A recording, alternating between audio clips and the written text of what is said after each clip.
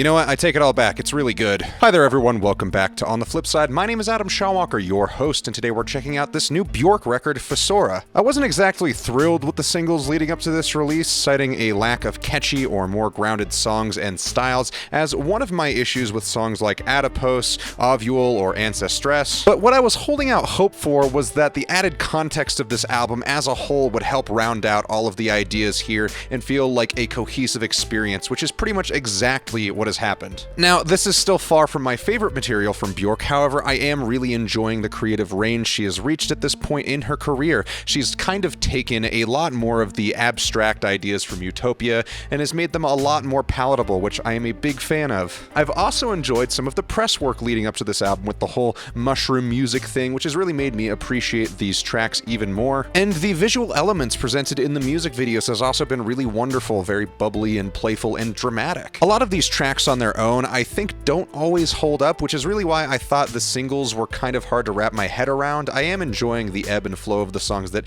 can feel like a very colorful collage. These songs are pretty and gentle and at points ominous, like the track Allow, which with its driving force being this beat which sounds like a heartbeat mixed with deep breathing. It's just really fascinating to dig into. Really, the vibe that a lot of this album gives me is the same creeping and building walls of tension that you would get from a really good film score. I'm loving the woodwind work and a ton of the very stripped down production that makes the songs feel very light on their feet but still sound huge. Like the track Fungal City, which is like you took a Studio Ghibli movie's OST and just added some crazy electronic production over the dramatic, sweeping parts of the songs. You know, like the parts that would accompany shots of like fresh fields of green grass blowing in the wind with like rolling hills, but like that kind of shit, but there's some government plate stuff playing over top of it. I am a little bit bummed that as for parts of this album that go really heavily into that other electronic part, they're pretty few and far between, mostly just offering glimpses with the exception of the title track Fossora, which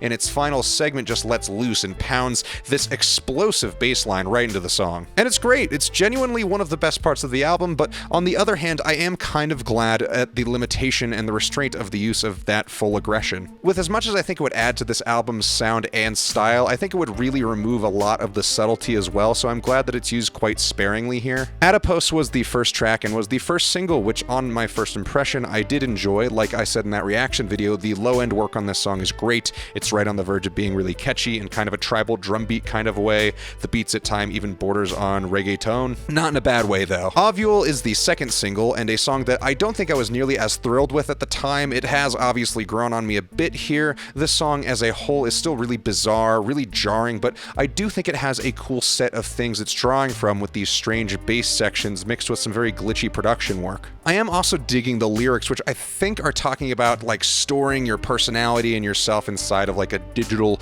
storage device of some kind, merging yourself with technology, which feels very apt with the futuristic electronic work blended with these very traditional instruments. I think there's a few other things thematically going on in this track past that, but you know, it's all very cool. Mycelia is a really fun little interlude track that is frilly, kind of cute, and reminds me a lot of the sampled work that Death Grips used for the first half of The Powers That Be, with these sampled vocal bits that flash in and out of the track very sporadically. Sorrowful Soil is more of a showcase of Bjork's vocal work than even the last track, with many vocal takes being layered one on top of the other for this song, which creates this really cool chorus effect. It definitely feels like the interconnected fungus she was using as a muse for this album comes through here a lot, with many of these voices shining through the mix, and it's a really beautiful song to kind of just sit back and admire the composition. Ancestress was kind of the biggest single here in my opinion. It's a track that centers on and focuses Bjork's grief with the passing of her mother and becomes a really beautiful piece of art in mourning, and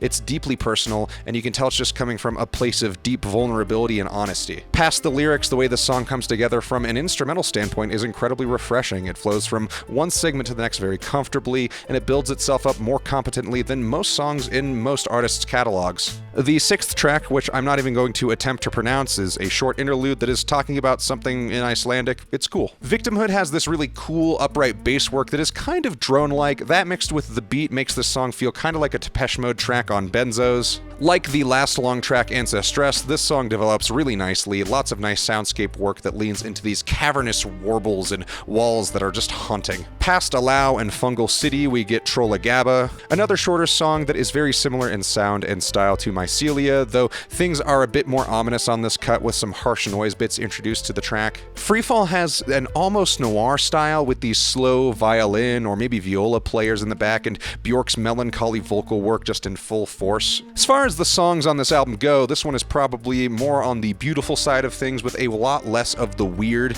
than a lot of the other songs, so while it is still very experimental, it feels pretty straightforward in comparison to a lot of the other tracks here. The second half of this track actually reminds me a lot of the album Air by Salt from earlier this year. Very grandiose, very pretty, very ambitious, despite the fairly short track length here, which ends up being just about the right length. Like I said before, Fossora is a showcase for some of the most hard-hitting writing instrumentally on this album. It's definitely a highlight for me. Her Mother's House is a really solid album closer. I was kind of hoping the end of Fossora would bleed a little bit into this song, but that's okay. This song feels a bit like a much-needed track for some decompression. It's almost like a reprisal of the more calm parts of the album as a way to send things off with a stronger resolution instead of just going out with a bang. So with the added context of everything coming together, I think this is a really great album. It's definitely not a songs album. I would not want to listen to any one track here isolated from the rest. This is an audio experience from front to back that should be heard in the order that it's in. I think that this is a really natural progression after Utopia, where Bjork has really remained creative and as experimental as that record,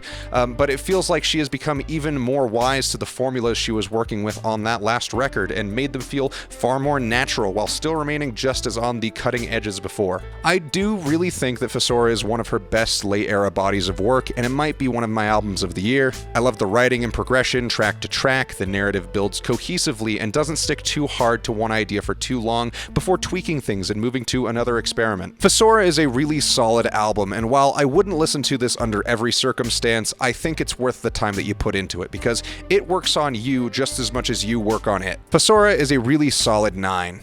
Thank you all so much for watching. Please let me know what you thought of this album in the comments below, and remember to like and subscribe. Drop a tip in the PayPal if you like what I'm doing here. Check out my Instagram, my Reverb, and my Depop. Links to those are in the description below. Thank you all so much again, and we'll see you on the flip side.